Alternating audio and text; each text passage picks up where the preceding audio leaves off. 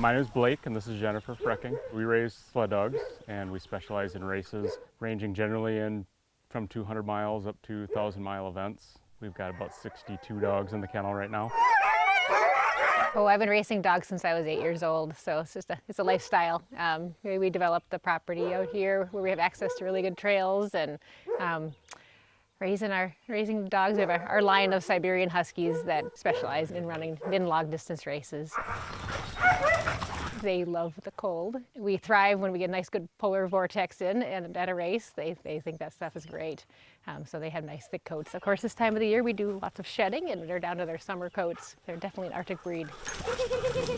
We tend to keep them busy more during the morning when it's not as hot. We always make sure, like in our dog's environment, they each have a nice tight dog house to keep them dry and warm in the winter. They also have a platform on top that they can lay on and bask in the sun or get out of the mud, and then ample shade. And of course, summertime is when that's most important. Keep them well hydrated. They all have fresh, clean water all the time, and keep them active and happy. We're basically detraining in March or April, depending on the year and what we've been doing for races. And, we're kind of tapering them down, and obviously this time of year, their caloric intake decreases significantly, probably down to about a quarter of what their winter rations would be. We're just trying to keep them stimulated and happy, and trying to keep them in as good a shape as we can to come into the following fall season. So we do a lot of free running. We've got about a 2.5 acre area that's fenced in that we can let large groups loose, and they just rip around and have fun. It allows them to be social and just enjoy each other. It's a different dynamic than when they're in a team, so it just lets them kind of play around and be dogs, but it also keeps them in shape as well. As the ground gets exposed, we'll use our scooters. You can take 1 or 2 dogs on and just go on a trail with them, and then it just gets you focused on 1 or 2 dogs and work on their commands and running in a small group. It's a lot of fun. Once we get over 50 degrees, then we're done with harness training until it's cooler in the fall. And that's one of the things that's fun about summer is during the winter we're pretty focused on really putting miles on and training and conditioning, whereas during the summer we can really focus on just having fun and letting them have fun, and that's part of the free run yard and some of these things. That's kind of the best part about the summer is we can just play. Spring and summer is time of we raise our puppies, oftentimes this time of the year. We currently have 12 puppies, 5 that are 9 weeks old, and 7 that are just 2 days old. When puppies are born, they can't hear or see, so they're going off their little cheeks. They're so sensitive. When pups are originally born, they're totally dependent on their mother, and we're just basically at that point supporting her so she can raise her pups. The first couple of weeks, you're really making sure they're just vigorous and thriving and staying warm and getting all their nutrition. But a lot of that you get just by spending time with them and handling them and observing. At this stage, obviously their eyes are not open yet, so they can't see. Their hearing isn't developed at this point, but they can smell, and of course, as Jen mentioned, they can feel. So we're trying to create a bond with them, and we start immediately, and that's what it boils down to, is them just kind of sensing our presence, and obviously they can smell us, and you can, as we're sitting here playing with them, you can hear them, sniffing away, so they are learning something about us, even though they can't see us or hear us.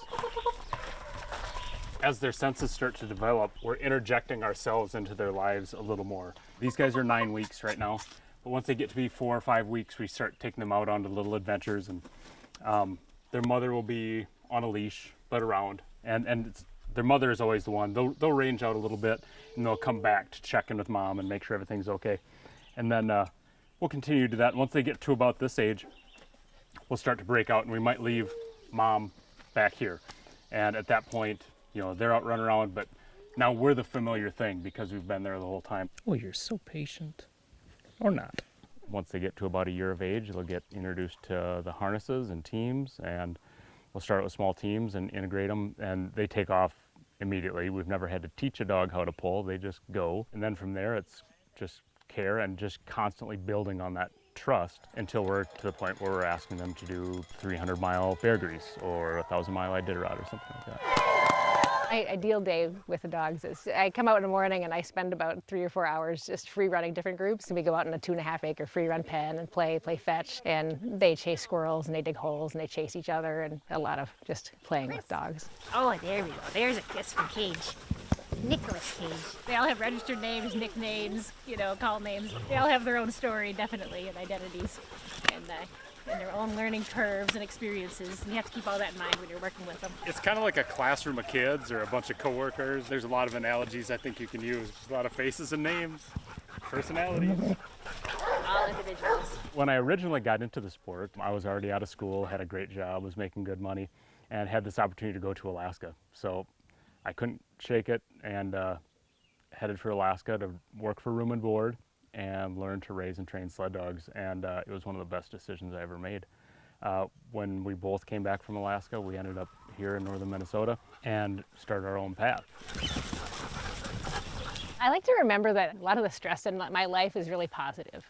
They're fun. But so even it can be overwhelming at times, juggling kids in school and their schedule and violin lessons and other activities with them and our life and work and schedules, and then the dog's needs and schedules. But it's all things I'm so passionate about, obviously, and love dearly. So you have to remember that we're so blessed.